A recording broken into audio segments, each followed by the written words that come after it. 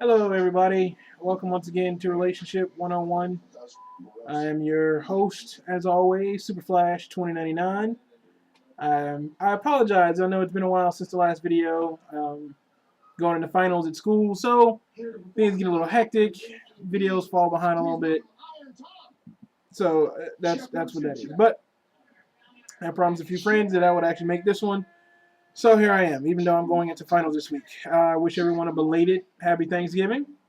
For all of you that had went and enjoyed and had turkey and filled up with family members and friends and loved ones and spent your day, having fun. As always, you can leave your comments and hit the like button. Or if you have an email, if you want to send me an email, you can send it at the email that's down here, darkstar3162000 at yahoo.com. And the subject put Relationship 101, and I will get back to you in the video talking about whatever it is you asked me about. And hopefully I have some information that can help you.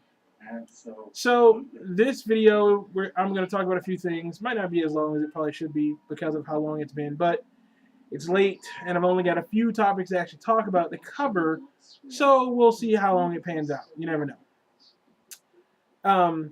First up, I want to talk about fighting in public when you're in a relationship.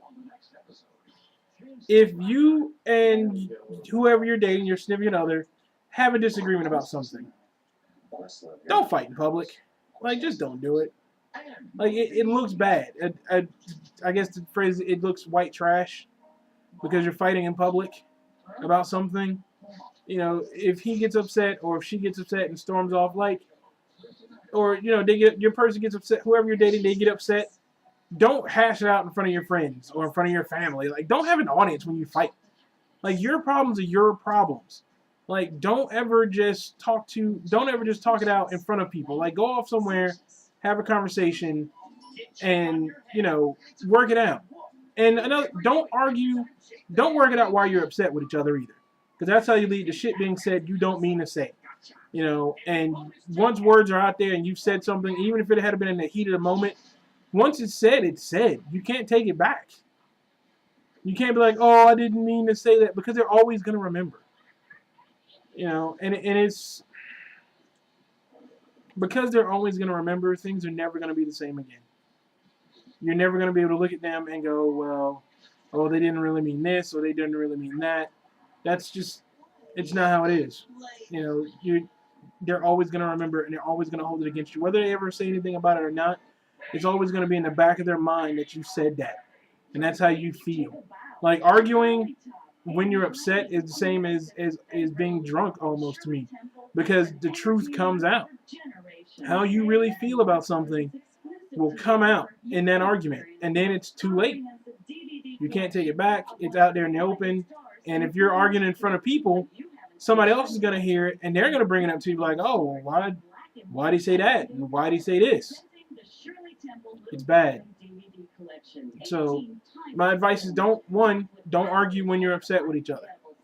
Let each other cool down, and then come back and talk about the situation. Let whoever's mad be mad for a while so they can collect their thoughts, and then you guys can talk about it.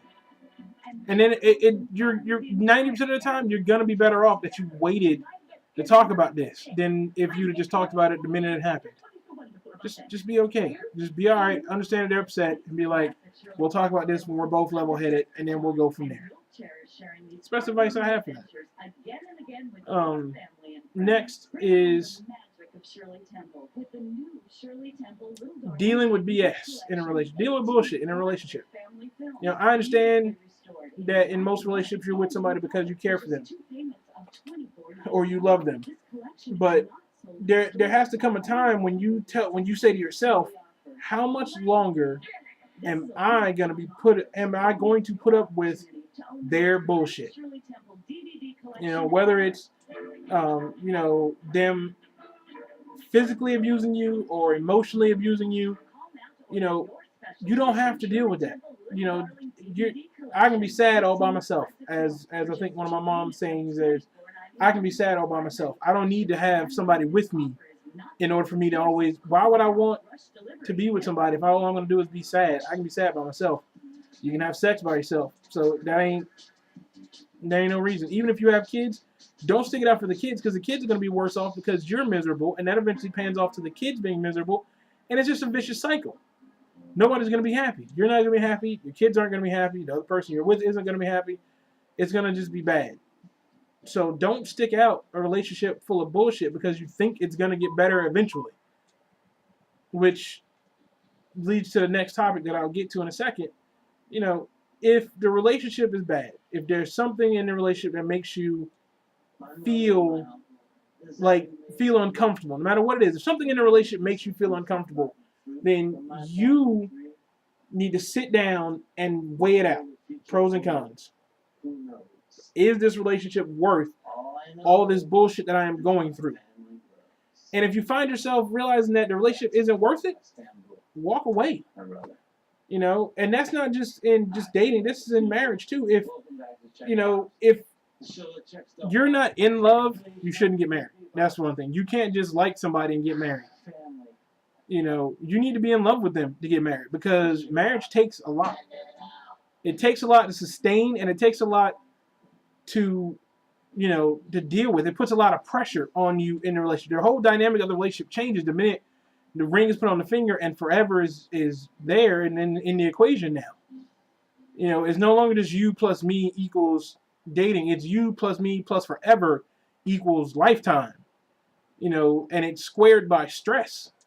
And that's a horrible math equation because that stress is going to put a strain on your love and everything else that goes along with being in a relationship. So don't marry somebody if you're not in love with them. That's just a general. I know a lot of people that have gotten married because they thought they were in love, and then after they get married, they realize that they're actually not, and they only just kind of love the person, or that the person changes. Give it time. Be with each other for a long while, before you just decide to get married. Like, give it a couple of years, and even then, live with each other for a while and actually really live with each other. Get out of that honeymoon phase. Be together for 6 months to a year and then really see what it's like to be together. Live with each other and see whether or not you like seeing this motherfucker every morning. Or the fact that when they chew, they make too much noise, or they do, they fall asleep with the TV on, but you don't like falling asleep to noise. And these are things you need to work out before you get married. That really proves love. If you want, just put some time in, wait it out, figure it out, realize that you actually want to be with this person before you just rush off to be with this person. Because it'll go bad, and you end up with divorce, or you end up down the line and you've got kids in the equation now, but you can't stand this person, and now you don't know whether or not you want to still be married to them. And it's just, it ends up being horrible for you and everybody involved. And it's just, oh God, just horrible, horrible, horrible in my opinion. Don't do it to yourself. Wait. Find out if you really want to be with them. Make it past that 6-month honeymoon stage. Because, like I say, the honeymoon stage is like the first 6 months you're together. Everything's still all great. You're loving each other, and you're willing to put up with the little shit that they do, and you're still finding out things about each other. And plus, like I've also said, if you're anything before 6 months, you're not even actually in a relationship because it's like an extended version of friendship. Or if you want one better, it's a friends with benefits situation. Because you two are exclusive now, and you're now having sex with each other. But it's a deeper meaning when you're having sex with each other. But you're still just friends with benefits because you still don't know enough about this person to truly say that you're in love with them. So get past that 6 months, going towards a year. And then think about everything. And if within that 6 months, they're already doing shit that pisses you off, what makes you think it's going to get any better down the line?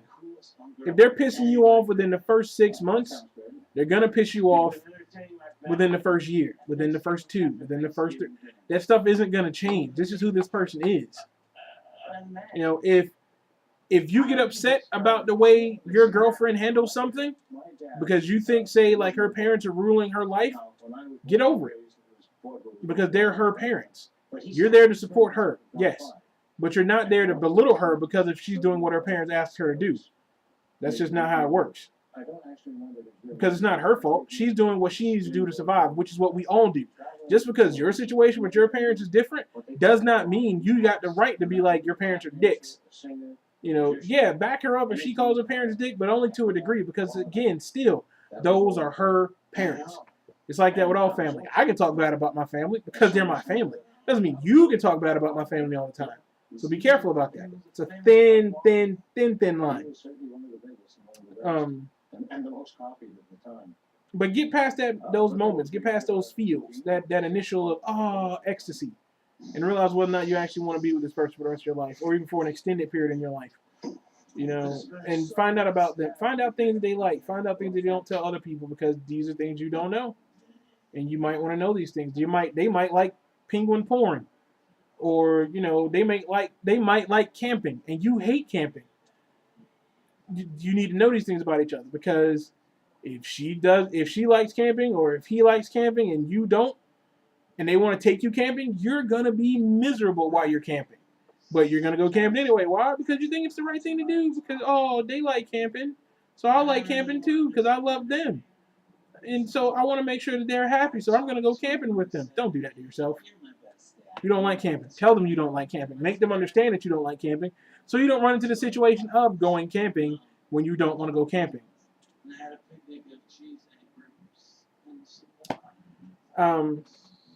Next, I want to talk about something that I've seen that usually girls do, and it's dating for potential, which to me is dating for the wrong reason. Dating for potential is the wrong thing to do. Like, I cannot stress this enough. Don't date somebody just because you think eventually, down the line, they're going to be what you want. He's got the potential to be a great guy, or she's got the potential to be a great girl. Well, then tell you what, come back once they are that great girl or that great guy. Because right now, they're a douche. Straight douchebaggeroonie. That shit's fucking horrible. They're probably obnoxious. They're probably egotistical. And they're probably going to just belittle you when it comes to little things. But eventually, like I've always said, little things add up to big things. And then once they become big things, it may be too late at that point, because now you've let them do these things to you and say these things to you and treat you this way for so long. Now they're confused. What are you mad about? It's always been like this. I've always been like this. Why are you upset about how I'm acting now? You didn't have a problem with it before. Yada, yada, yada. So on, so on, and so on. So don't do it. Don't date for potential. Don't be that person that's with somebody, and when you're, I think he's got the potential, I think he could be a great guy. Don't do that whole I think I can change him routine to yourself, because you're fooling yourself. Horribly fooling yourself. So just see them for who they are. Realize if you like them for who they are right now. And if you don't like them for who they are now, waiting around for who they're going to be is the worst thing you can do to yourself. It's like committing emotional suicide, because you're sitting around getting belittled, being berated, and sometimes even living in fear of who you're dating, because you think your love or your like or whatever it is enough to make them somebody you could see yourself with eventually. And that's just wrong. That's just horrible to do to yourself. It's ridiculous. So don't do it. Don't do it yourself, boys and girls.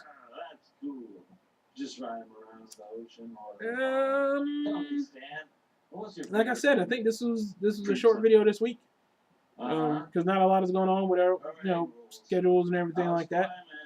So I think that may be all. Yes.